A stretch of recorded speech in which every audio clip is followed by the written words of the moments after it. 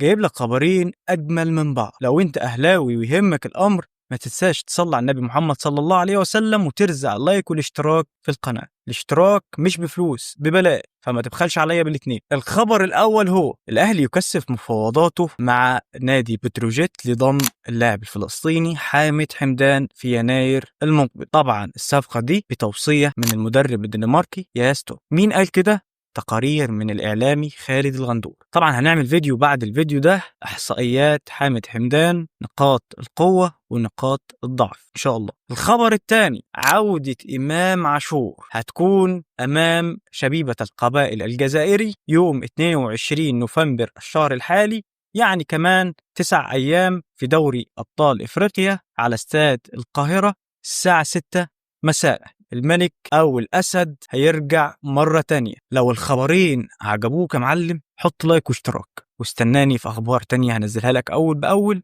بس كده، سلام.